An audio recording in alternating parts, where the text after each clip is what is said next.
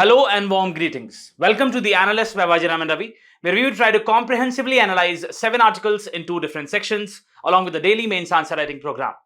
In the analysis part, we'll first have a comprehensive view at the serious public health issue of the drug menace in the country, the underlying causes, the initiatives taken, and the way forward. Then, in the second article, we'll have a discussion with respect to the serious environmental issue of human-animal conflict, its impact, and the way forward. Then in the simplified section, we'll have a look at 5 different articles from a special perspective of UPSC Prelims 2026 along with the value addition. So stay tuned. Coming to the very first topic of today's discussion, this is combating the drug menace in the country.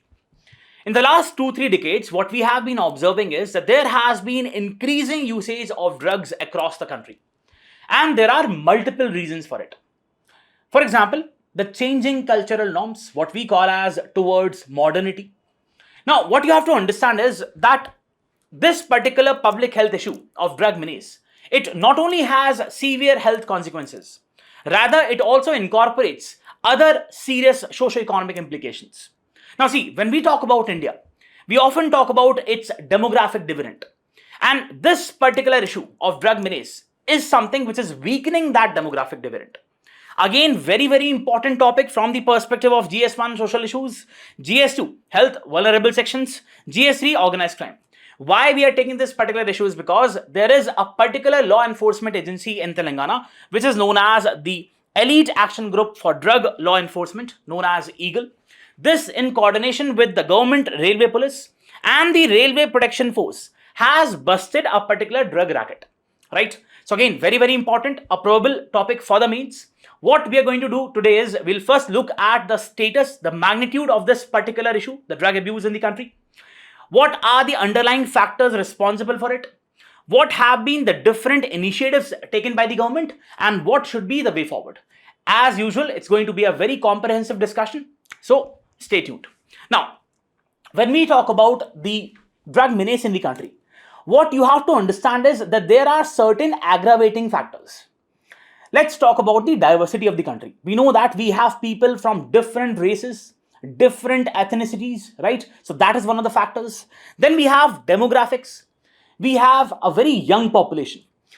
66% of the total population, more than 66% of the total population is under the age of 35 years of age.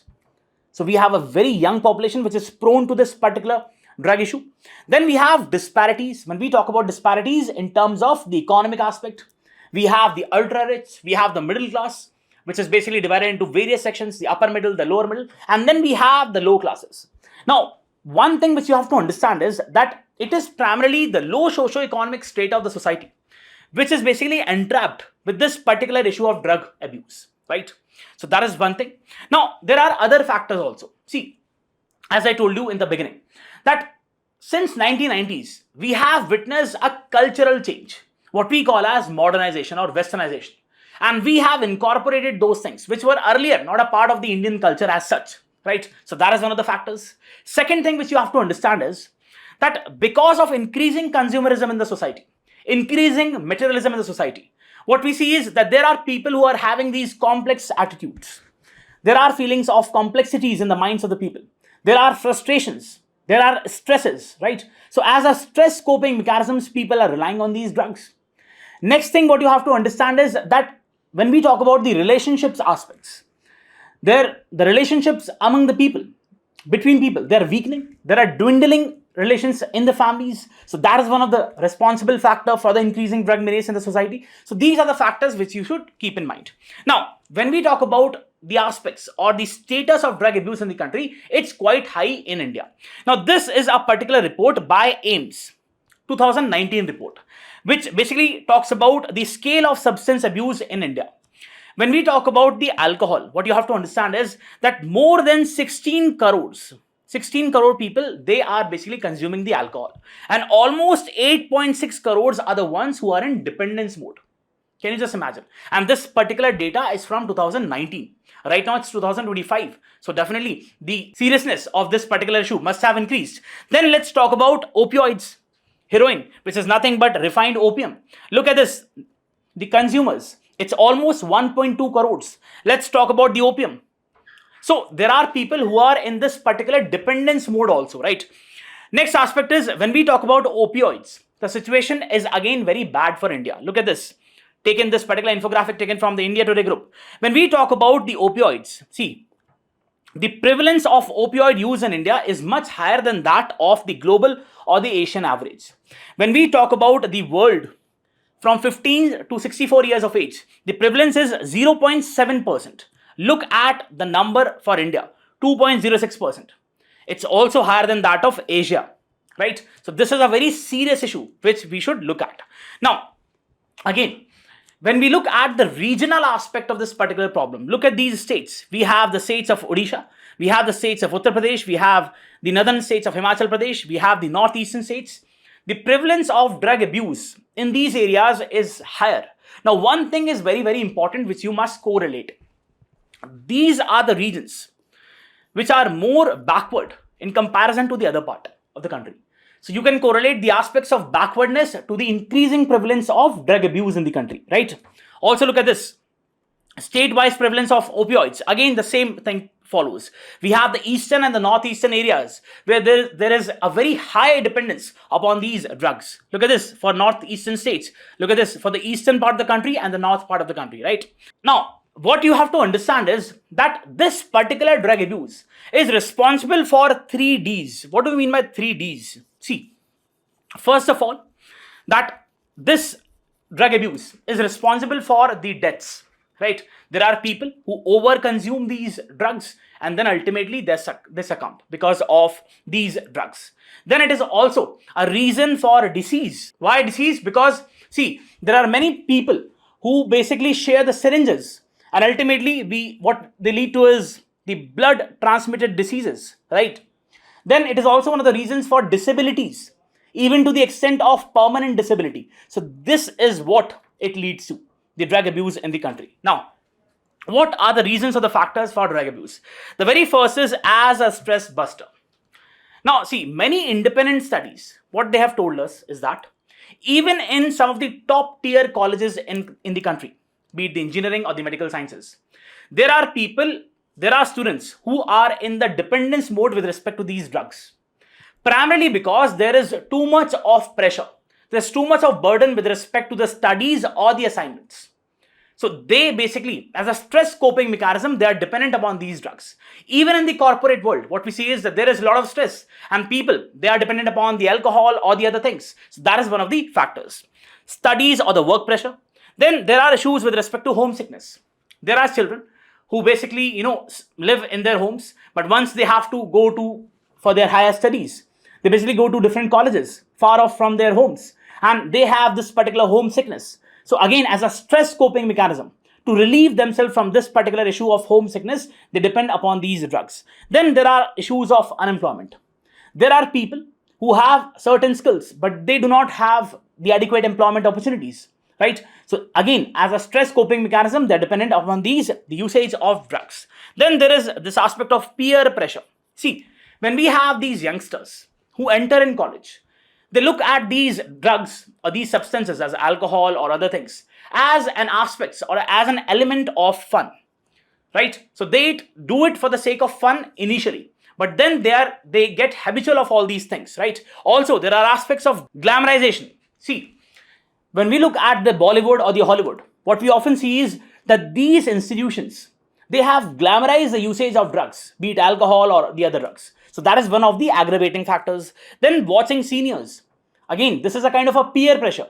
So they see this thing as an aspect of the fashion, as an aspect of something showing their skills. So that is one of the reasons that these youngsters who enter into the college, they get trapped into these aspects of drug abuse. Then we have sufferings and poverty and deprivation. Many a times, we have people who suffer sort of a very big loss, for example, in the terms of a loss of a near and dear one. And then they basically depend upon these things for the stress coping mechanism. Or what we see is the poverty or deprivation. You must have seen people lying down on the roads. And we often say, we just say what kind of people they are. They don't work and just lying on the road. But what we have to understand is these people who are lying on the road, sometimes they don't even have the adequate money to buy foods. So they have no choice but to depend upon these drugs, right? Next aspect is systemic flaws. See, when we talk about the drug abuse in the country, what you have to understand is that there is a particular chain of command which works.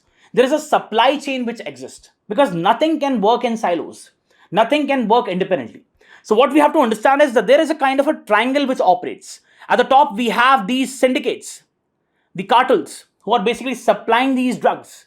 Then we have the law enforcement agencies. Yes, many a times they are also involved in this particular crime. And then we have the event organizers. You must have heard about the rave parties being conducted. How these rave parties are conducted? Primarily with the help of the social media, be it WhatsApp, be it the other modes of communication. So these rave parties are conducted in connivance with these players. We have the syndicates, we have the cartels, then we have the law enforcement agencies. All are responsible, all are a part of this, right? Rave parties. Then there are laced food items. Now what we are witnessing is that drug now these days, it is being sold in the form of being laced with the food products, be it the pan masala or the Maggi, right? So it is not being independently sold. It is now being laced with the food products and often supplied to the school students, right? Then we have the smuggling of the drugs. Very, very important aggravating factor. See, if you look at the position of the geographical position of India, what you will see is that there are two adjoining regions, what we often term as the Golden Triangle region and the Golden Crescent. When we talk about the Golden Triangle, we have these three countries of Thailand, Myanmar and Laos, which are a hub of opium production on the east. Then we have the Golden Crescent, which forms, again, an integral part of three countries, which is Iran, Afghanistan and Pakistan.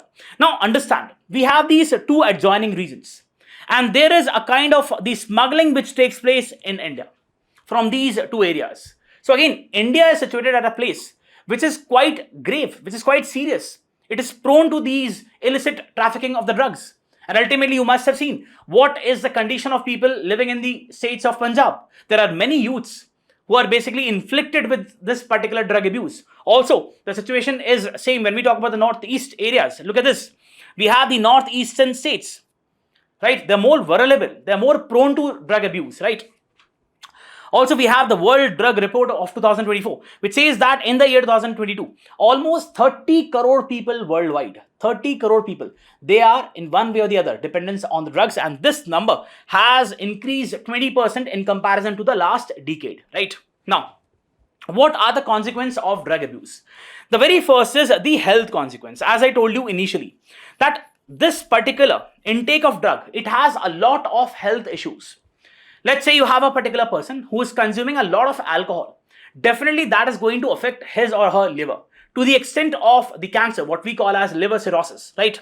Or let's say there are the issues of the infectious disease. As I told you, that we have these people who are dependent on the syringes, right? And they share the syringes among each other. And this then leads to the blood transmitted diseases in the form of HIV or hepatitis A or B, right? Then we have the overdose. Yes, many times it has been the reason. In many rave parties, what we have seen is that people, just to get that kick, just to feel that pleasure, what they do is they overconsume the drug. And ultimately, in many cases, people have succumbed. People have died because of that overconsumption, right? Again, we have people. Now, this is again a very serious concern which you have to understand. We have people who are in the rehab mode, who have basically left these drugs. Now, once they are in the rehab mode, in the drug de-addiction plan, what they often basically have this aspect of depression and anxiety once they are following a particular protocol. So this is a very serious issue which you have to understand. Next aspect is the social and family impacts. See, very important issue, that we have this particular person who is basically consuming a particular drug, right? Now, if you look from the perspective of the society, how you will look at this particular person, you will definitely have an aspect of negativity. You look at this person as a criminal. But ultimately, what you have to understand is that this particular person is a victim, right? He's a victim because he is dependent upon these drugs. He needs to be supported. There is a kind of a supportive environment which is required, but that is not available. Many times what we see is that there are aspects of neglect, abuse and stigma. This particular aspect is stigmatized. And ultimately what happens is this person, again, he is basically encouraged in one way or the other to depend upon these drugs more and more. So this is an aggravating factor also. That is what you have to understand. Also, let's say you have a particular person, a youth who is in his college days, has got admission in a very good college, but now is basically afflicted because of this particular drug abuse. Now, when we look at this particular person, he was one of the potential contributors to the overall development of the country, but now he's trapped in this particular drug use. So definitely it also affects the potential of the individual. His educational prospects are basically compromised. Then we have the economic consequences also. See, you must have seen that there are people, especially the males, who come at home and inflict violence on the family members, primarily the wife. Why? Because they basically want to extract the money which the wife is earning for the sake of their drug, be it the alcohol or the other substance. So this is a kind of pressure which the family has to bear because of that particular person, right? Addiction and medical expenses. So we have this particular expense with respect to the addiction. The family has to bear that, right? And then there is another expense, which is the medical expense. Let's say the person is in that dependence mode and has now suffered a particular health aspect, right? Let's say his liver has been damaged. So what would happen is, who will bear the consequences? It would be the family who will have to bear the medical expenses with respect to that particular person. Then we have this issue of productivity. Now this is but obvious that if you have a particular person who is basically consuming a lot of drugs, his overall productivity would be compromised and he'll not be able to contribute to the national development agenda, right? Then we have the crimes aspect. Again, you must have seen that those people who commit crimes, in most of the cases, they are in inebriated state. They're drunk, or they have consumed a lot of drugs, they're intoxicated. Why this happens? Because once a person consumes alcohol or other drugs, what happens is that it impairs the judgment ability of the person. He's unable to take the correct decisions. There are no moral inhibitions which are there. There are no values which guide this particular person. And you must have seen that whenever you have the intake of these drugs, people become angry, right? There are road rage incidents which happen primarily because of these drugs, right? Impulsive murders. Many times impulsive murders have taken place when one or the other person has been in a state of that particular drug, intoxicated with that particular drug. So these are one of the issues. Look at this, very important infographic. Tells that one addict walks into the Srinagar OPD every 12 minutes in the Srinagar Drug De-Addiction Center. This problem is bigger than that of the militancy, a bigger threat than that of the militancy. So this highlights the issue of the drug menace. Now, what are the challenges with respect to the drug abuse in the country? The very first is lack of awareness and education. See, one thing is very important to understand here. As I told you in the beginning, that there are certain regions where this particular aspect is more prevalent, right? Look at the North Indian states, look at the Northeastern states, and look at the eastern areas of the country, where the drug abuse, the prevalence of drug abuse is quite high. Primarily because these are the regions where we have a lot of tribal population, disconnected with the mainstream. The communications lines are not effective. So what I'm trying to say is that there are aspects of poverty also in this particular area. Though these people are consuming drugs for the sake of fun or leisure, they are not really aware of the kind of severe health consequences these particular things have. That is what I'm trying to convey. There is insufficient information, education, and communication with respect to the severe issues or the severe effects of these drugs. Then we have the stigma and discrimination. As I told you, this particular aspect of drug consumption has been stigmatized. We are not looking at a particular person who is consuming drugs from that particular aspect of being a victim, but we are looking him from that aspect of being a criminal who is a danger for the society. Now, what this would do is, this would make that particular person to depend more upon the drugs. There has to be a supportive environment which has to be there, right? Discourages the seeking help and support mechanism. There are discrimination with respect to, let's say, we have a particular person and now we are basically taking him to a particular hospital. There are discriminations which are there against that particular person because this thing has been stigmatized. This hinders the accessibility aspect. Accessibility with respect to these drug de-addiction centers is not there, right? Then we have the limited access to treatment and rehabilitation. On one hand, we already have a shortage with respect to the healthcare delivery aspects. Especially when we talk about the drug de-addiction centers. There are very few drug de-addiction centers in the country. And even if we have these drug de-addiction centers, we do not have the adequate number of healthcare professionals in these drug de-addiction centers. So that is one of the very important issues, right? And therefore, this also affects the overall treatment regime. Then inadequate research and data. Most of the data with respect to the drug usage in the country is based on surveys. I gave you the number of the aims, right? So it's a survey. We do not have foolproof data with respect to the number of people who are actually consuming the drugs. If we do not have the adequate data, definitely it would affect the robust policy making aspect. See, whenever we talk, and this is an aspect of governance which you should always remember, and this is one of the very important loopholes in the overall governance aspects in the country, that why many of the policies fail in India, because most of these policies are based on surveys. We do not have the real-time data with us. So data forms the backbone of a robust policy aspect. That is what you have to understand. Prevalence and patterns. Also, even in surveys, we have families. Let's say you have a particular person in a particular family who is basically in that particular drug dependent mode. Let's say if a survey takes place, the family would not be willing to tell about that person, because somewhere or the other it is also linked to the dignity of the family. That is what you have to understand, right? Because the family doesn't have enough confidence. They would feel that if they tell that one of the family members is suffering from this particular issue, this news would become public. So that is one of the also important aspects. Challenges in accurate data because of the stigmatized nature of this particular aspect. Easy availability of drugs.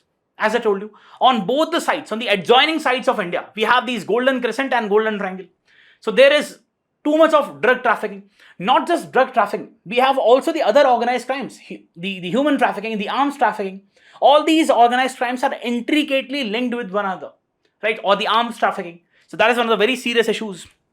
We have the Narcotics Control Bureau, which has talked about the existence of dark net, that there is a particular dark net, and through the dark net there is the sale and purchase of these drugs, and not in ordinary currency, but rather the cryptocurrency, which is beyond the scope of the financial regulations. That is what you have to understand. Then there are new substances, very, very important concern. Generally, the regulatory system is basically focused upon these aspects of drugs, these aspects of alcohol or the heroin or the cannabis. But right now what we are saying is that there is the prevalence of these chemical substances, the synthetics, the alternatives, which are more psychoactive than the traditional or the conventional drugs, but are outside the regulatory framework. So that is also one of the important concerns. We'll have to bring all these synthetic drugs in that regulatory framework, right? Psychoactive substances, many fall outside the scope of existing drug control regulations. Look at this. We have, again, very, very important information from the perspective of prelims. United Nations Office on Drugs and Crime. This is the particular body which publishes the World Drug Report. As I told you, we have the number of people using drugs reached almost 30 crores in 2022, a 20% increase over the past decade. Now, what have been the government initiatives to tackle the drug abuse? Look, why I'm providing all this information is not just to cater from the mains perspective, but rather also from the prelims perspective. Because many a times we have seen questions directly coming from these particular areas. Now, when we talk about the statutory framework, the legal framework, what you have to understand is that there are primarily three important central acts, the three important union acts. The very first is the Drugs and Cosmetics Act of 1940, the Narcotics, Drugs and Psychotropic Substances Act of 1985, and the Prohibition on the Illicit Traffic of Narcotics, Drugs and Psychotropic Substances Act of 1988. Very, very important three statutory frameworks. One of the premier agencies with respect to the control on the narcotics is the Narcotics Control Bureau. This was formed through this particular act of Narcotics, Drugs and Psychotropic Substances Act of 1985. That is what you have to understand. The statutory framework. Now, how the coordination takes place. See, as I told you, in this particular news item, we have the agency, the Eagle Agency of Telangana, right? In coordination with the GRP, with the RPF. So what you have to understand is that there are multiple stakeholders. In a particular state, we may have the local police. We also have the central agencies. We also have in the maritime drug trafficking, when we talk about, we have the Indian Navy. We have the Indian Coast Guard. Just before a few days, we had a particular news.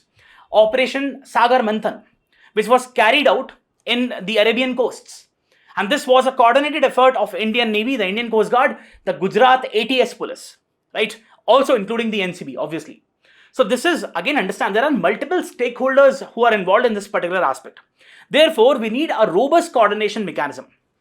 For that, we have a National Narcotics Coordination Portal. which basically makes sure that there are multiple stakeholders who can share their views, who can come to a consensus, and then we can have a more robust aspect, implementation of the policy. The Ministry of Home Affairs. Now, again, very important point from the perspective of the prelims. The NCB comes under the overall jurisdiction of Ministry of Home Affairs.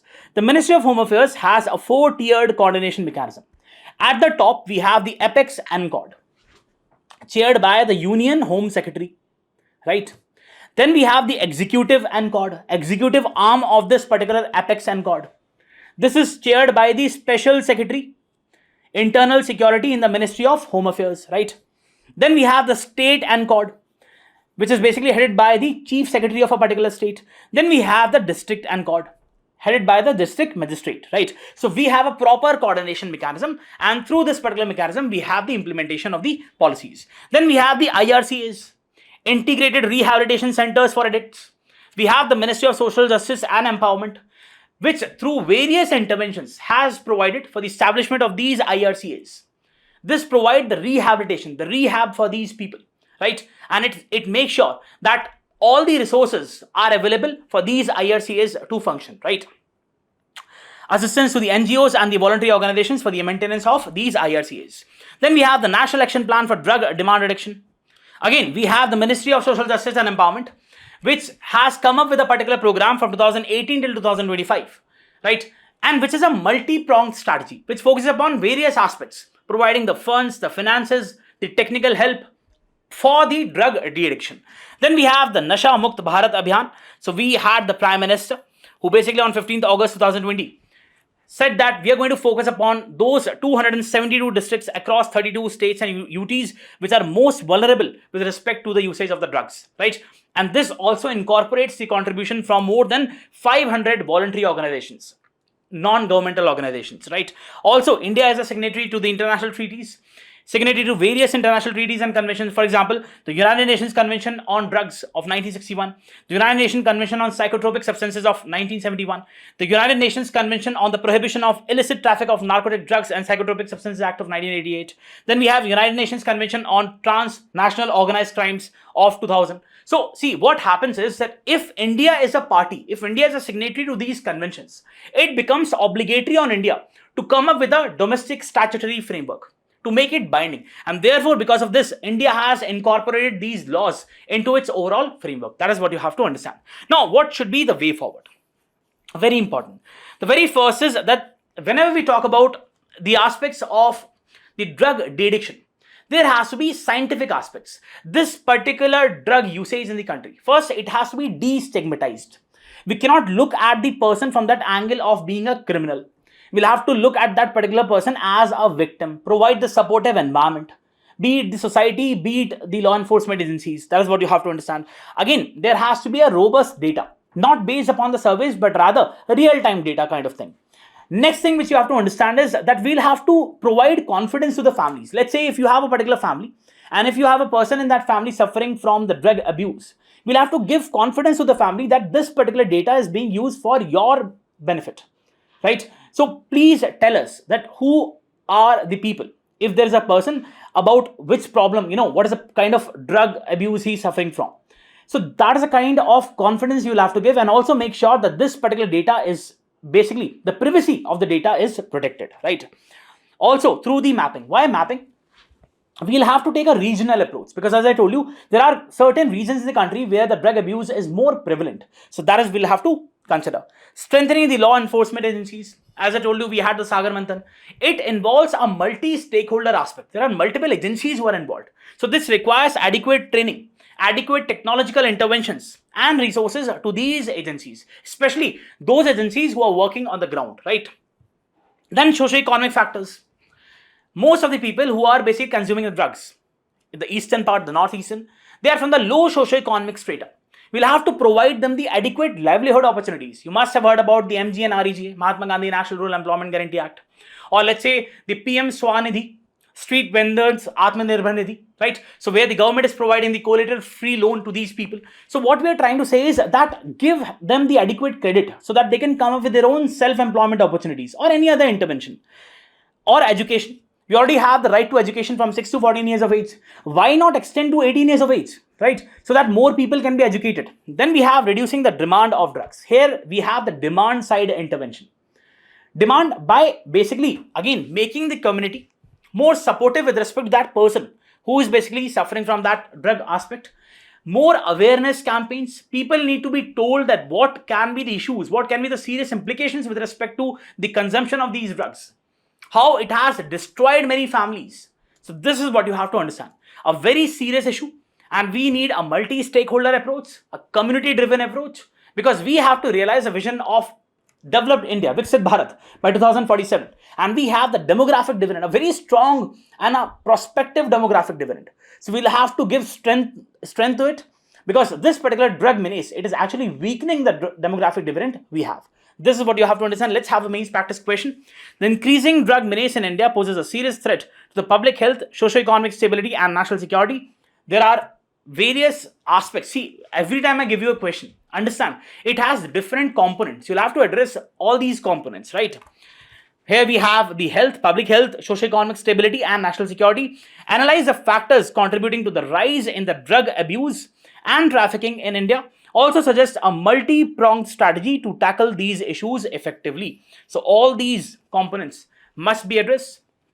Please do write a particular answer to this particular question. And yes, if you're liking the initiative, please press the like button and also let us know in the comments. Let's go to the next topic. Coming to the next topic, this is with respect to the human-wildlife conflict. As the pace of development has increased, we have basically altered the sacred spaces of animals. How? Humans have basically encroached these sacred spaces of animals, primarily the forested areas. And as a result, what has happened is these animals who previously stayed in these areas, isolated areas, have now come out in the open. And because of this, many times the confrontation takes place between the humans and the animals, leading to the killings of the humans and also in many cases that of the animals, primarily in the form of the retaliatory killings or the impulsive killings.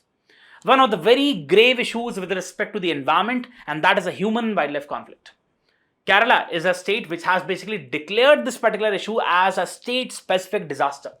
And in this particular article, Kerala is set to launch a 3-phase campaign to mitigate the human-wildlife conflict in different areas. Very, very important topic of GS3, wildlife and conservation. Let's first talk about what do we mean by the human-wildlife conflict. Now, when we talk about this, we are basically trying to take in one way or the other the human at the center, right? So what it means is the struggles that emerge when the presence or behavior of wildlife poses a threat to the human interest. Now here in this particular definition, we are taking it from the human perspective. But what you have to understand is that in a broader term, in a broader manner, the wildlife is also compromised. The interests of the wildlife are also compromised, right? Negative impacts on the people and on the wildlife. See, many times you must have seen that these animals, especially those farmlands which are just near the forested areas, on these farmlands we have the elephants coming and destroying their crops, or sometimes we have the presence of tigers or the other animals. Now, in such a scenario, we have the human instinct where villages combine, and many times, let's say a particular death has taken place, a tiger has killed a human being.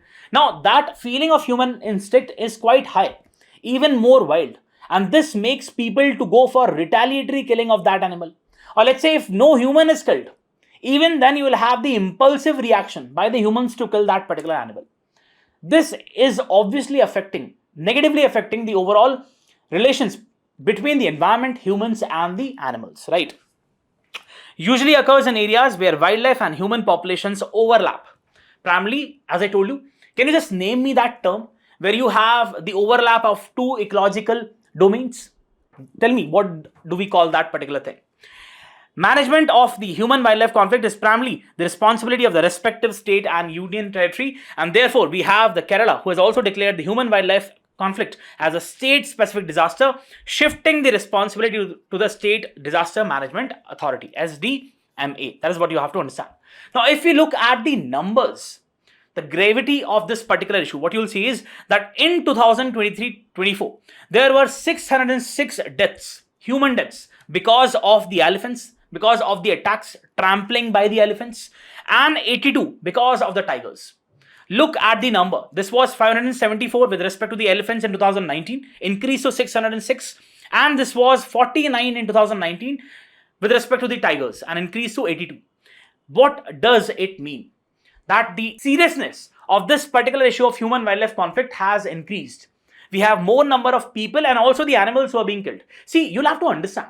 Primarily, it is because of the unsustainable ways of living. Why we are having these issues? Because we are going for a lot of projects. We are going for unsustainable urbanization. We are going what we call as the tourism in these areas. We are going for strategic projects. So in one way or the other, we are disturbing that balance. We are giving priority to our own interests, rather the ecological aspect, right? The balance between the nature. So ultimately, what happens is these animals are in one way or the other, they're compelled to come out in the open. And therefore, we have these instances. Key drivers of human-wildlife conflict. The very first is ecological drivers. Now, see, many a times, it's not just the humans who are responsible. Not just the anthropogenic reasons. There are many a times natural reasons also. For example, the seasonal changes. Let's say you have the transitioning of the season from the summers to the autumn.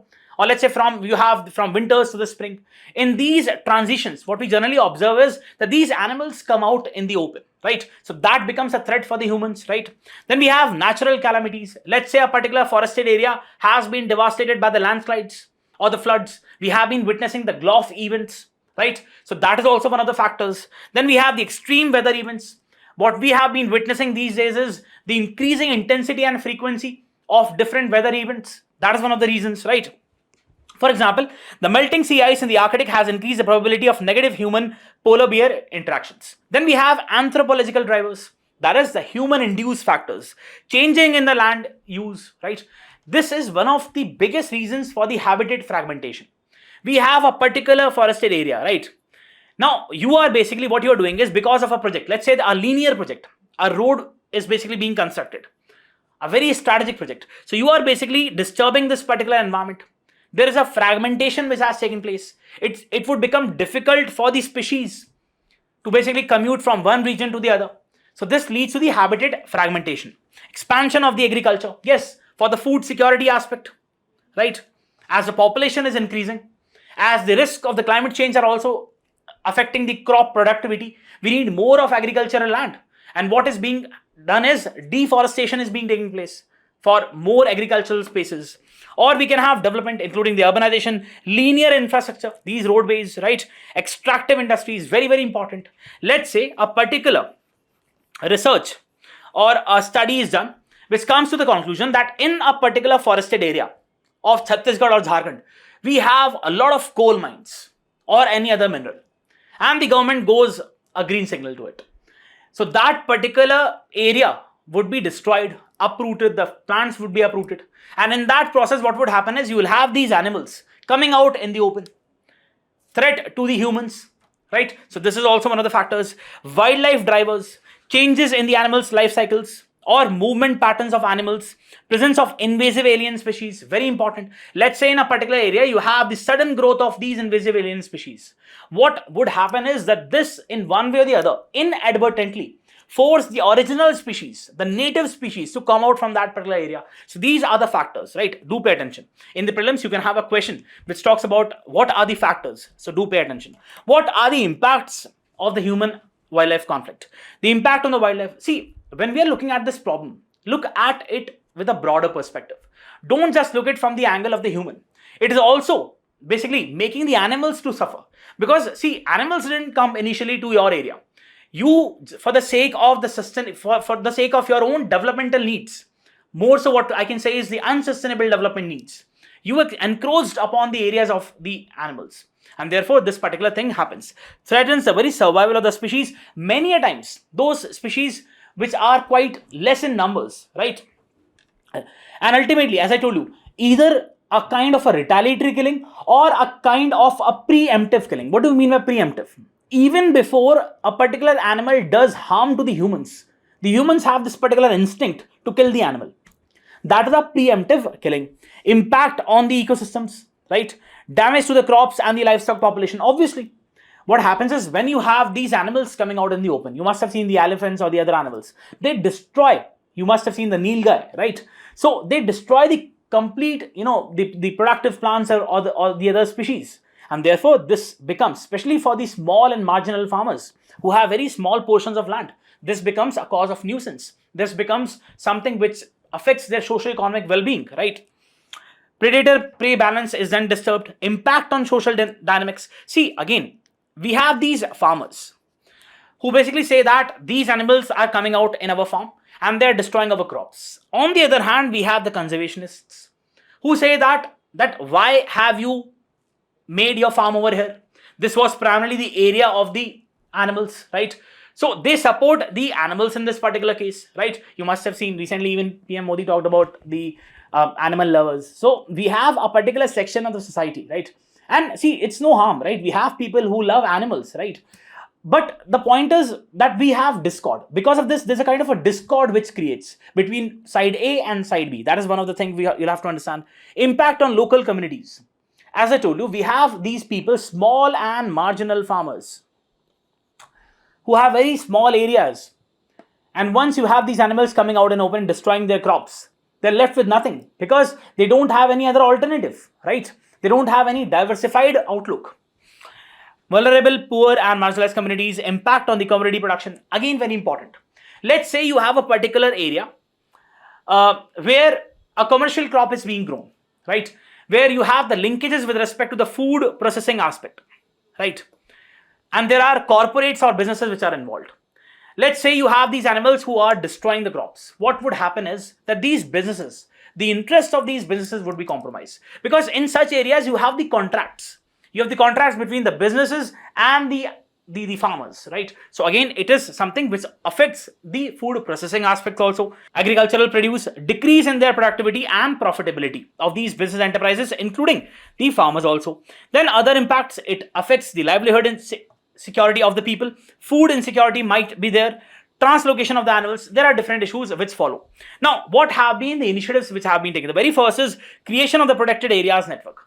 See, we have the Wildlife Protection Act, right? So we have these national parks, we have the wildlife sanctuaries, conservation areas, community reserves, so that there can be an adequate protection to these certain areas where you have a very good quality biodiversity, right? Then we have the species specific guidelines. We have the Ministry of Environment, Forest and Climate Change, which has time and again come with the species specific guidelines, how these species have to be managed. Then we have the centrally sponsored scheme, for example, the Project Tiger and the Project Elephant, where there is a dedicated funding which is there for the protection of these species, right? Also for the management of the number of these species. Then National Wildlife Action Plan from 2017 till 2035, a very comprehensive plan. Now, what you have to understand is there is a particular chapter in this particular plan which deals with the mitigation aspects, how to avoid these human-wildlife conflicts. National Human Wildlife Conflict Mitigation Strategy and Action Plan from 2021 till 26, 5 years plan, which basically talks about the harmonious coexistence and overall well-being. So this is very important, coexistence. Now, what should be the way forward? The very first is shifting the focus. We'll have to shift the focus from this aspect of retaliatory killing or the impulsive killing to that of the coexistence. Yes, it is possible. Why not? Now, but it has to be, see, again, you'll have to understand the concerns of the animals also, right? Holistic and integrated approach must be there, right? We cannot just focus upon one element. If the animals are coming out in the open, what are the reasons? You'll have to understand, right? And those reasons, on the basis of those reasons, you'll have to provide some ways in which those animals, they should not destroy the crops over there. Provide a corridor or something like that, right? The Wildlife Protection Act of 1972, what it says is that the chief wildlife warden, if he thinks that in a particular area there are increasing instances of these human-wildlife conflict, he can basically provide for the alternatives, provide for the solutions. So this is also one of the important aspects. Holistic understanding of the conflict, as I told you. We need to have all the perspectives, not just from that of the farmers or the conservationists. We'll have to include multiple views. Building barriers, yes. Either through physical barriers, for example, the barbed wires, or biofencing. You must have heard about planting the chilies over there, right? So that is one of the very important ways. Enabling policy frameworks. The World Wildlife Fund, it has basically suggested for inclusion of the human-wildlife conflict in the management plans in the SDGs, Sustainable Development Goals, and the UN Convention on Biological Diversity. Why? Because what the World Wildlife Fund for Nature suggests is that what it thinks is that this issue is also very important and it has to be incorporated in the international conventions and treaties, be it the UNCBD or the Sustainable Development Goals, so that we can have a more prioritized focus upon this particular area. Role of the community is very, very important. Community has to be sensitized, especially that particular. See, I totally understand the human instincts because the survival is something which is important for all. So impulsive killings, it's actually natural, but especially for those communities. And see, previously what we have seen is, especially those communities who are living in these areas, they have been in a very good balance with these animals. But right now, because of the encroachment, what we have been witnessing is that these animals have been frequently coming out. And there is a kind of an antagonistic relation which has been developed between the animals and the humans. That has to be avoided. We can have the rapid response team, especially those areas where we are witnessing increasing instances. We can have these teams or friends of the wild animals. There have been places where these, community voluntary groups have been instituted for the protection of the humans as well as the animals. So what we are saying is that this issue is again very, very important. That is the reason the government of the Kerala has basically taken a decision to spread awareness with respect to that and also through a proper funding manage these particular things. So again, very important. Let's have a mains practice question. Human-wildlife conflict has emerged as a significant challenge in India's conservation efforts, leading to ecological, economic and social repercussions. 3 factors, right? Do talk about them. Discuss the causes of human-animal conflict in India and suggest the viable strategies for mitigation while ensuring both wildlife conservation and human well-being. Both are important for us. Do write a particular answer for this question. Coming to the simplify section, we have the first topic which talks about the important issue of online gaming. So we have the government which has basically enacted a statutory framework with respect to the promotion and regulation of the online gaming. So we have this particular article where the author is trying to emphasize upon certain very important points. See, what he is trying to say is that, look, what the government said was that these online games, they have proved a kind of a burden for the society, where people have taken a lot of money, they have borrowed a lot of money, they have basically been indebted, right? And therefore, this becomes a moral duty for the government to prohibit these online games. Now, what the author is trying to say is that rather than having a prohibitive aspect, a complete denial that you cannot work in this space, we need to have a more regulated approach, where a regulated environment must be provided. What he is saying is that this particular prohibitive approach is primarily having issues with respect to 3 aspects. First, what he is trying to say is that when we talk about these aspects of gambling, it overall comes under the jurisdiction of the states. So states were not consulted before coming up with this particular statutory framework. Second, what he is trying to say is that we had these companies contributing a lot with respect to the revenues, primarily in the form of the goods and services tax. Now you have completely rooted out these games. Therefore, what would happen is that the government would basically lose this particular revenue. Third, what he is trying to say is that the government is thinking that, if it has prohibited or removed all these platforms, it thinks that these things would not be repeated or people will not play. But what the author is trying to say is that through the illegal platforms, through the different webs, the browsers, what would happen is the people would be more addicted to play through those platforms. The illegality would increase. And this is obviously a serious concern. See, here we are not talking about who is right and who is wrong. Here we just try to give you the perspectives, right? So that is a kind of perspectives which this particular author is giving. Because many times what we have seen is that people say that, we are taking just one side. It's not like that. It's all about telling you what this particular article is all about, right? Government has already decided and it has come up with its own statutory framework. In this particular article, the author is trying to give us some convincing arguments. That is what you have to understand. Now, as I said, the promotion and regulation of online gaming bill was passed by the parliament without debate and consultations. In a deliberative democracy, in a representative democracy, it is the duty of the representatives to basically deliberate and come to a conclusion. But what he is trying to say is, the author, that this was passed without acute deliberations. It bans the online real money games, aiming to promote esports and online social games. So what the government is trying to say is that we are banning these real money games because we aim to promote the esports and online social games. Raises concerns about the legislative process because very less time was given for the debates and discussions. Federal aspects. Now, this is very important to understand. Pay attention. See, we have the 7th schedule, Article 246. We have the union list, we have the state list, and we have the concurrent list. In the state list, we have entry 34. Right. Now, in entry 34, what you have to understand is we have this particular subject of betting and gambling. So ultimately, those aspects of betting and gambling, please pay attention, this can be a very probable question for the prelims, comes under the overall jurisdiction of the states. So how come the center has come up with this particular law? When we talk about the union list, we have entry 31. Before that, also let's talk about Article 248. Entry 97 in the union list talks about the residuary powers. Those subjects which are not mentioned anywhere would come under the overall jurisdiction of the parliament. That is one area which you'll have to understand, right? For example, the cyber security, the information technology, part of the residuary subject. Next, we have the entry 31 of the union list. Entry 31. What it talks about? It talks about various forms of communication, be it the post, telegraph, including the internet or the other modes of communication. So therefore, the union government, because we have the online gaming aspect, has come up with this particular aspect, has come up with this particular statutory framework. I hope it is clear. Entry 34 of the state list talks about betting and gambling, right? Entry 31 of the union list talks about the different modes of communication, be it the post, telegraph, including the internet. And then we have the Article 248. We have the entry 97 of the union list talks about the residuary powers. Those powers, those subjects which are not mentioned anywhere, they would come under the overall jurisdiction of the parliament. I hope it is clear, right? And economic fallout. What, according to the author, is economic fallout? It is in terms of the GST, that it contributed a lot to the GST revenues. Now that would be lost. Economic impact. See, this was a kind of a sunrise sector. We already know we had a kind of a jobless growth.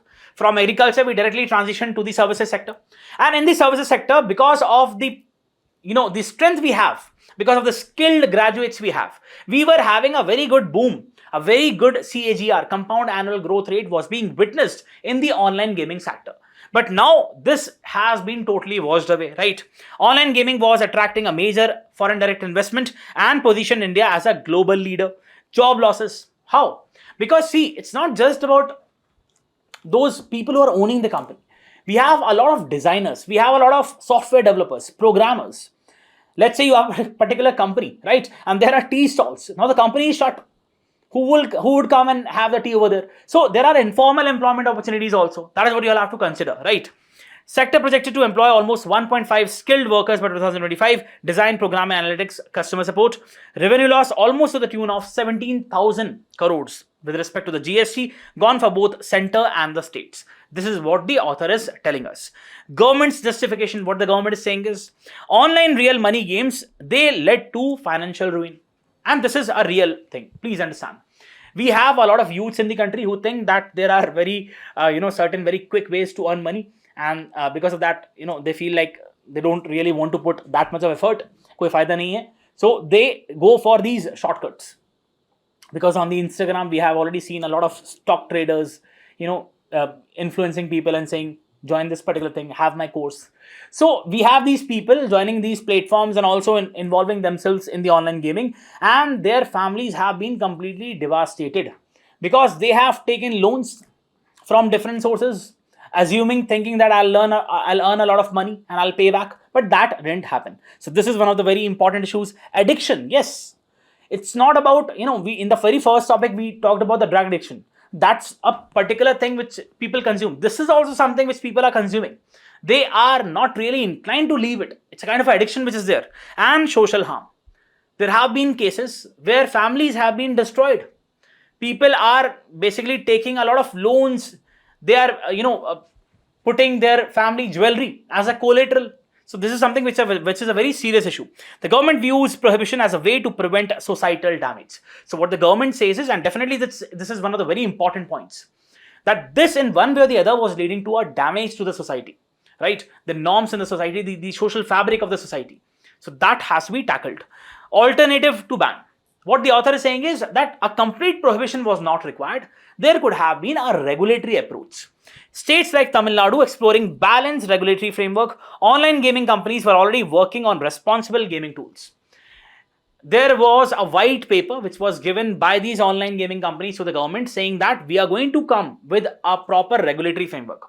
That was obviously not implemented, but these companies talked about that. But we cannot believe them, right? These are corporates, believe in profit making.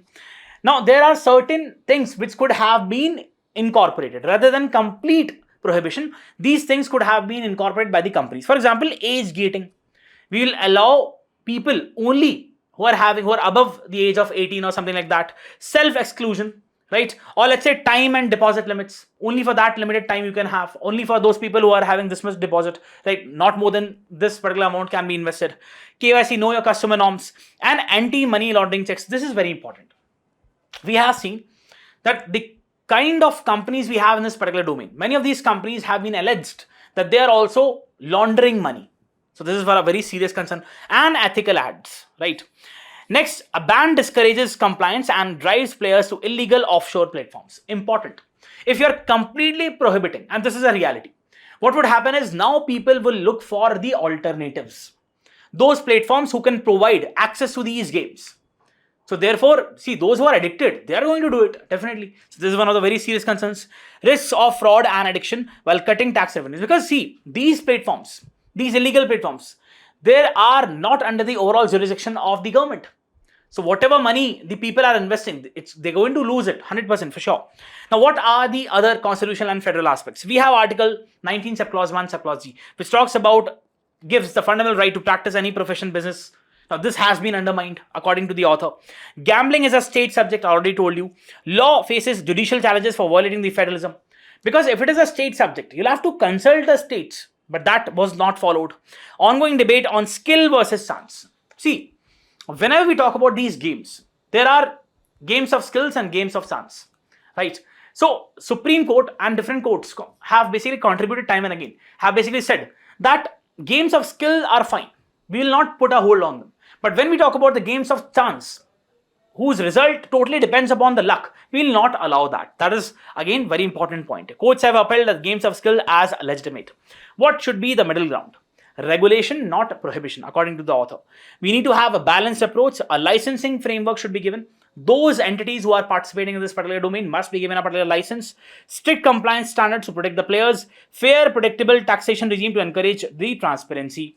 Blanket ban risks shifting the industry underground, right? Leading to the loss of accountability, revenue, and player safety. What is the conclusion? The ban may protect the citizens in theory, but risks creating bigger challenges by weakening the regulation, hurting jobs, and eroding the trust in the policy making.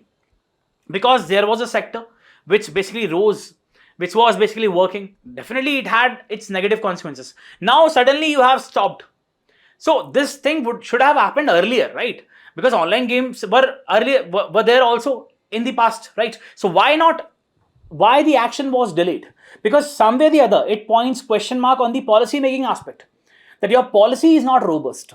Because already a sector is developed, you have people working over there, their livelihoods would now be compromised. That is what you have to understand. India faces a policy dilemma, prohibitive versus regulation. A nuanced regulatory approach may better serve the economic, social, and constitutional interests. Now, this is again very important. Skill-based games and chance-based games. In the skills-based games, the result depends upon the player's skills, strategy. For example, let's say we have the chess, right? So, as you play, right, definitely your skills get enhanced. That is what you have to understand. Chess, for example, results can improve with practice and experience. Through the practice and experience, skills can improve and strategies can be applied. Whereas the chance-based games, they're not dependent upon the skills, right? Result depends upon the luck, dice, and circumstances. We have the lottery, we have the slot machines and other games. Results cannot improve with practice or experience. Outcomes are random. Even after the repeated play, winning depends upon the luck. So again, Supreme Court has time and again said that games of skills must be allowed, whereas the chance-based games must be prohibited. Now, what are the key challenges? We have the state level variations. We have some states allowing betting and gambling, while the other who are not. Technological evolution, as the technologies evolve, primarily in the online domain, we have different types of games coming, right? And therefore, this becomes a kind of a hindrance for the government. Because the technological progress is much faster than the framing of the laws. right? So it is a challenge for the government. And regulatory uncertainty. What has happened in this particular case? That you already had a sector which was basically booming in a sense, and now you have a complete no, right? So this again is something which is an aspect of a regulatory uncertainty. Government should have been proactive. What this particular thing means is that the government should have basically stopped this particular thing at the very inception stage, not at a stage where it has already matured. That's what you have to understand. So this is online gaming, very, very important topic. Let's go to the next topic. Come to the next topic. This is with respect to a very important news coming from Assam, where PM, the Prime Minister, has inaugurated the country's first bamboo-based bioethanol plant. Very, very important. Prime Minister on Sunday underscored the need for India to be self-sufficient in energy. What we often talk about is the energy sovereignty. In one of the analyst sessions, I discussed this particular aspect of energy sovereignty, very, very important. Inaugurating the country's first bamboo-based ethanol plant in eastern Assam's Golaghat district. Very important point from the perspective of prelims. Do remember, there can be a question that where is this particular installation which has been done. This is the Golaghat district in Assam. Laid the foundation stone for 7,230 crore polypropylene plant at Numaligarh refinery. The project will be established near the 5,000 crore bioethanol plant, a zero waste facility. That is, all the incoming products, all the elements in the supply chain would be utilized and we would have no waste in the end. That is what a zero waste is known as. World's first to produce ethanol from green bamboo. This would be the world's first to produce ethanol from green bamboo. Terming bioethanol plant a step towards ensuring energy security. Prime Minister said that facility aimed to promote clean energy and reduce dependence on fossil fuel. You must have seen we are transitioning to E20 from E10 to E20. We have the ethanol blending in the petrol, what we call as a motor split gasoline, right? So that we can reduce the dependency. More than 85% of the crude oil supplies, they come through the imports. So we are critically dependent upon these things, and this is a strategic threat for the country. So therefore, we need to have our own alternatives. A diversification needs to be there. India is one of the fastest growing economies in the world now. Our energy needs have been increasing with our Viksit Bharat dream, Viksit Bharat by 2047. We spend crores of rupees on imports as we are dependent upon the other countries for energy. We want to change this by trying to achieve self-sufficiency. This is very important. Country's national deep water exploration mission to look for hydrocarbons under the sea. There are nodules. You must have seen that there are the manganese nodules. That is one type of resource. Here we are talking about the hydrocarbons which are available undersea, deep undersea. So we are trying to explore them. Referring to the bioethanol plant, Prime Minister said that it would benefit local farmers and tribal communities, those who would grow these products, right? And in many cases, what we have seen is more than 92,000 crores have been transferred, which were earlier being transferred for the imports of the crude oil, have now been transferred to the farmers, right? When we talk about the sugar-based alternatives with respect to the formation of the bioethanol. Numaligarh Refinery Limited official said that 5 lakh tons of the green bamboo would be sourced yearly from 4 northeastern states, including Arunachal Pradesh and Assam, to produce 48,900 tons of ethanol, 11,000 tons of acetic acid, and 19,000 tons of furfural, and 31,000 tons of food-grade liquid carbon dioxide. So this is what a zero waste is. That is, that we are utilizing all the inputs to come up with various diversified outputs, right? Plant is expected to give a 200 crore boost to the Assam's rural economy. Now, see, bamboo biomass, there can be a question, because many times what we have seen is whenever you have a particular news, a commodity in the news, right? Let's say now we have the bamboo-based alternative for the production of the bioethanol. Definitely other users are also asked. So let's look at this. First is bioenergy and biofuel, for example, biogas, charcoal or firewood. Then we have biocomposites, for example, the chipboard, flakeboard, plywood, construction in the ceiling, design, walls, floor, other things. Bamboo plastics composite, indoor flooring, the outdoor decking, fence and other things. Elastomer composite, tire, glove, complex shaped. Then we have paper sheet, printing paper and other things. Food and medicinal value in the form of the food additive, cane shoot, pickle, powder, juice and other things, right? So these are the uses of the bamboo biomass. Now there are different generations of the bioethanol. That is what you have to understand based upon the feedstock, right? So the first generation, it includes a food biomass in the form of starch, sugar, animal fats, vegetable oil. The second generation. So always understand that we have the bamboo which comes in the second generation, right? non-edible feedstock sourced from the agriculture and forestry wastes. Then we have the third generation, the integration of marine algae, right? The microalgae and macroalgae. Then we have the fourth generation, genetically engineered crops or microalgae. So this is what you have to understand. For example, the first generation, and these are the different processes which are utilized for the creation of bioethanol. From the first generation, then we have the second generation, the lignocellulosic biomass, right? What we call as this again, we have the bamboo, right? And then through various processes, we have the production of the bioethanol. The third generation also uses different processes, and ultimately we have the production of the ethanol. That is the kind of summary which you'll have to understand. The first generation, second, third and fourth. Bamboo comes in second generation, right? Let's go to the next topic. Coming to the next topic, this is with respect to the Supreme Court guidelines on the use of DNA, deoxyribonucleic acid, in the investigation and forensics. See, understand, many times we have the crime scenes, right? And from there we have these forensic teams taking up the samples of the DNA. And because why they do is because it is very important to assess, to understand, to come to the conclusion that who the victim is or who the criminal was. So again, a very important evidence. But again, in many cases, we have also seen that the way in which the DNA samples are stored, their custody, it is not proper. And in that course, the DNA samples get contaminated and therefore they serve no value. Again, one thing is very important to understand here is that the DNA samples, according to the Bharatiya Sakshi Adhiniyam, they are of the nature of opinion evidence. That is, their value depends upon case-to-case basis. So, in the way in which we practically, have the custody of it, the way in which we keep it, it determines the importance of that particular sample. So, therefore, the custody of the DNA samples has to be in a very proper manner so that those samples are not contaminated. For that, the Supreme Court has come up with particular guidelines. These guidelines as such are not important, but the process is important. You need to understand that we have this DNA also, which is used as an opinion evidence, right? The Supreme Court in the Kattavelai @Divakar versus State of Tamil Nadu recently issued guidelines to maintain the integrity of the DNA samples in the criminal cases. Integrity of the DNA, so that they are not contaminated. The court directed the DGPs of all the states to prepare sample forms of the chain of custody register. That is, there are multiple stakeholders who are involved in the custody. From the time the case happens till the time the final verdict is delivered by the court, there has to be a particular custody of this DNA sample, right? And all necessary documentation to ensure their dispatch to all the districts.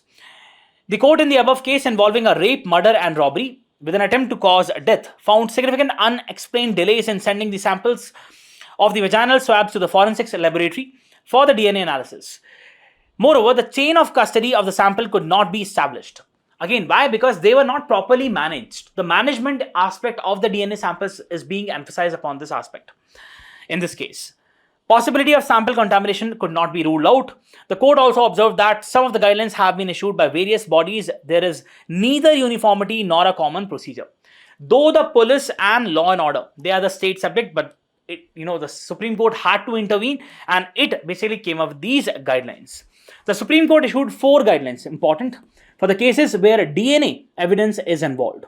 The first guideline states that the collection of the DNA samples once made after due care and swift and appropriate packaging, including the FIR number and the date and the sections and the statutes involved, details of the investigation officer, that who is investigating the case, the police station and the requisite serial number shall be duly documented. Not very important, just understand. All these things must be duly documented.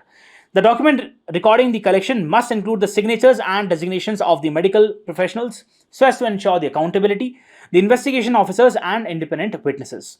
Second, the investigation officer, the IO, shall be responsible for the transportation of the DNA evidence to the concerned police station or the hospital. The samples reach the concerned FSL within 48 hours of the collection. Because many times we also see that these samples reach the laboratories, the forensic laboratories, after a gap of almost 1 week.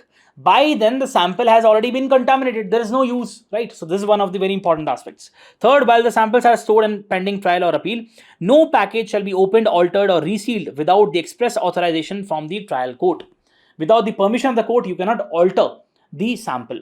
The fourth guideline states that from time to time, the collection of the logical end, that is from the conviction or the acquittal of the accused, from the starting of the case till the conviction or the acquittal of the accused, a chain of custody register must be maintained, appended to the trial court record.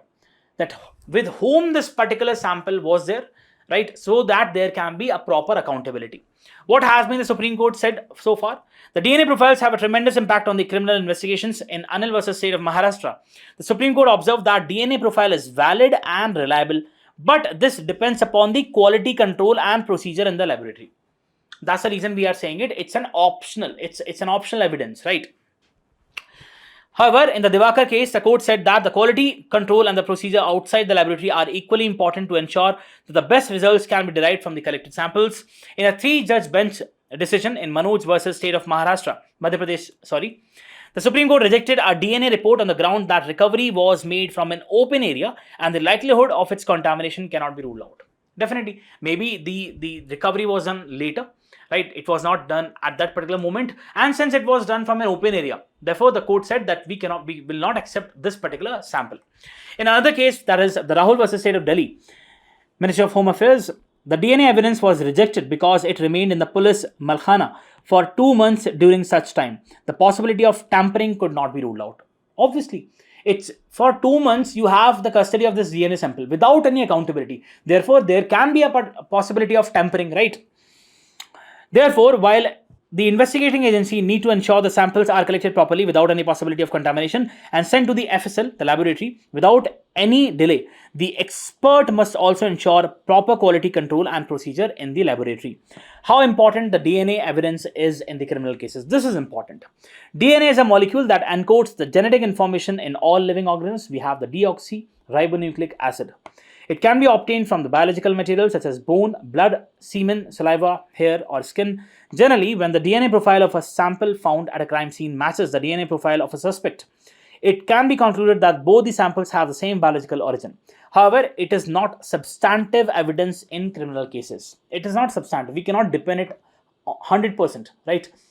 That is the issue which you'll have to understand. The Supreme Court in the Devakar case stated that DNA evidence is in the nature of opinion evidence, as envisaged under Section 45 of the Evidence Act, Section 39 of the Bharatiya Sakshya Adhiniyam 2023, and like any other opinion evidence, its probative value varies from case to case. Therefore, DNA evidence must be proved scientifically and legally. Therefore, the custody aspect, the proper management of DNA becomes indispensable. That is what you have to understand. Coming to the next topic, this is with respect to the plastic pollution crisis. So we have this particular column in the Hindu, which gives us very important data with respect to the plastic pollution. Not much of concept which is involved, but the data is important and you can directly use this particular fact or data in your answers, right? Rapidly increasing plastic pollution is a serious global environmental issue as it significantly impacts ecosystems, their functions, sustainable development, and ultimately the socio-economic and health dimensions of humanity. As we have progressed, the dependence on the plastics has increased. It has become omnipresent, present almost everywhere, right? In almost every commodity which we use. So this is a very grave concern because it's of non-biodegradable nature, right? And therefore, it is affecting not just humanity, not just humans, but also the other living organisms. With this realization, this year's World Environment Day, June 5, focus upon ending the plastic pollution and increasing worldwide awareness with respect to the plastic menace. Now, how serious is the issue? So we have the OECD's Global Plastic Outlook. So there's one question, who published the Global Plastic Outlook? It's the OECD, Organization for Economic Cooperation and Development, that reveals that global plastic consumption has increased significantly due to the growth of emerging economies and markets. Plastic production doubled from 2000 to 2019, reaching 460 million tons, while waste generation grew to almost 353 million tons. How to use this information in the answers? Let's say you are writing an answer with respect to the plastic pollution. Why not make a graph, right? Say that this is 230 million tons, right? Because we have 460, and this is 460 million tons, right? And that is how you say this is 2000 and this is 2019, right? The plastic production, and this is the timeline. So this if you can just make a sort of a graph like this and just write the source OECD. So this would give a good impression to the examiner, and that is how you use this particular data in your answers, right? Just for the sake of your knowledge enhancement. Waste generation to do this, nearly 2/3 of the plastic waste has a lifespan of less than 5 years, with 40% coming from packaging and the other things. According to the Intergovernmental Negotiating Committee on the Plastic Pollution in 2024 alone, 500 million tons of plastics were produced or used, generating almost 400 million tons of waste. If current trends continue, global plastic waste could triple by 2060, reaching to almost 1.2 billion tons. Can you just imagine? 1.2 billion tons of plastics. The Ocean Conservancy data reveals that 11 million tons of plastic enter the oceans, in addition to the estimated 200 million tons that already flow through our marine environment. According to the UNEP expert, if the current rate of plastic pollution and waste generation continues, in the oceans, more plastic in the ocean than the fish by the mid-century. We'll have more plastics than the fish by the mid-century. So this is a very grave concept you'll have to understand. And see, why this is important to understand is that it's leading to a kind of bioaccumulation, right? And ultimately we have the biomagnification. And we have different carcinogenic disease which are because of these plastics. Why plastic pollution is such a grave problem? The non-biodegradable nature of the plastic is a serious challenge. Breaks into smaller and smaller pieces, what we call as microplastics, that infiltrate and contaminate every part of the planet. Plastics account for almost 3.4% of the global greenhouse gas emissions. Very important data. Plastics account for 3.4% of the global greenhouse gas emissions. UNEP has stated that plastic pollution, use and disposal could account for 19% of the total global carbon budget by 2040. Now, what are the remedies being proposed? At the 5th session of the UN Environment Assembly 2022, all the 193 UN member states agreed to end the plastic pollutions through a legally binding international agreement. This is critical to achieving the UN SDGs, including the climate action, sustainable consumption and protection of the oceans and other things. UNEP's ambitious goal of reducing plastic waste by 80% within 2 decades requires serious action and international cooperation. This is not something which a particular country can do. Here we need proper global collaboration, proper action at the international level, right? Innovation, better product design. Why innovation?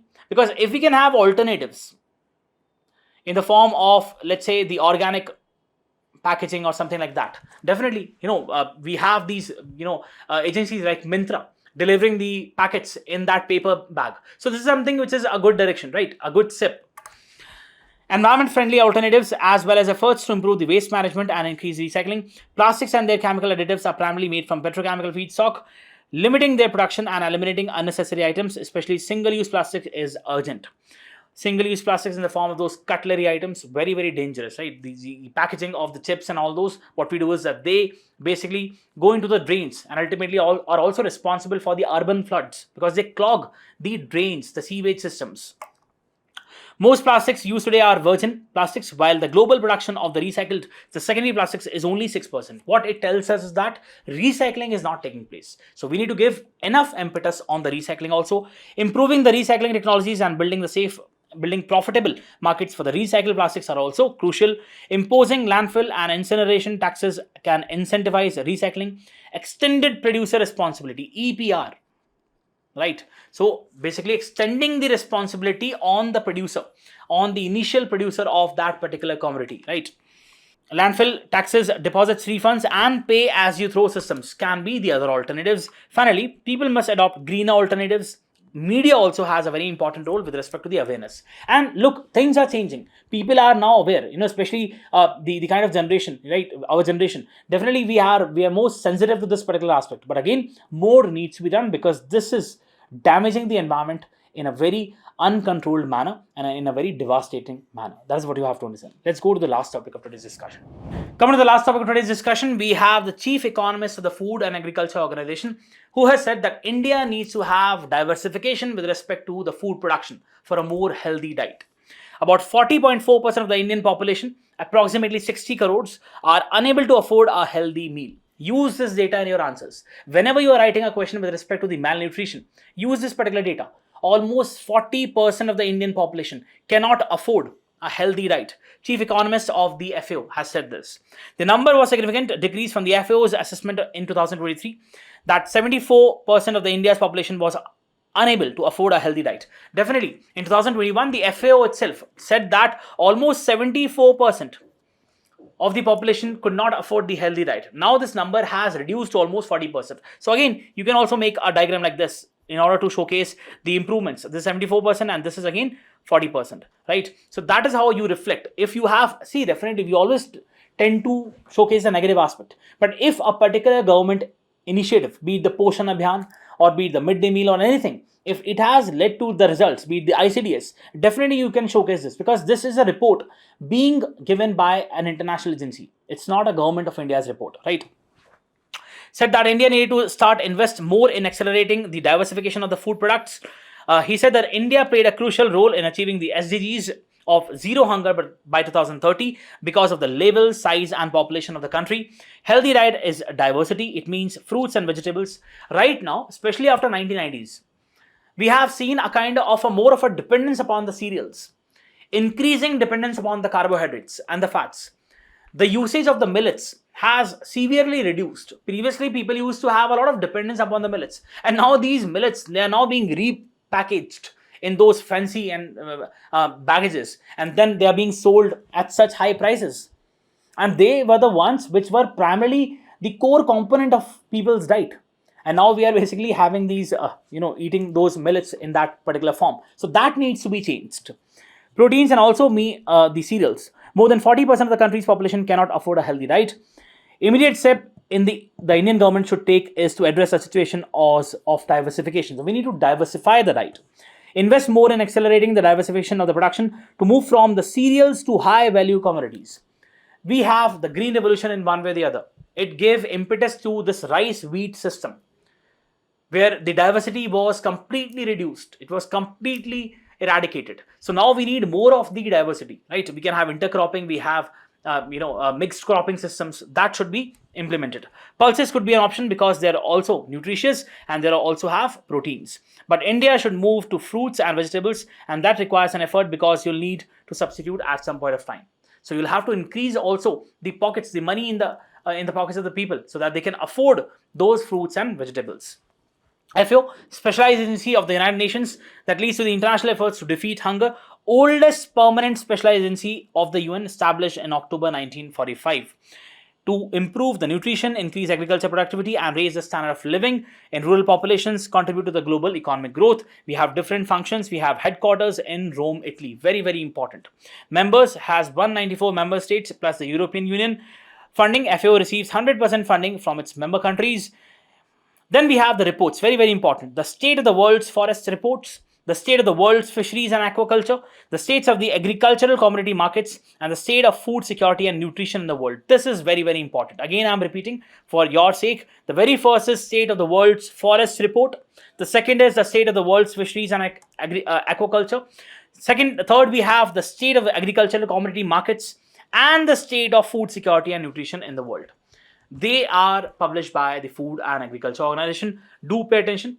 So here we come at the end of the discussion. I hope you really liked the session. If you did, do mention through your comments and your likes. All the very best. Thank you so much.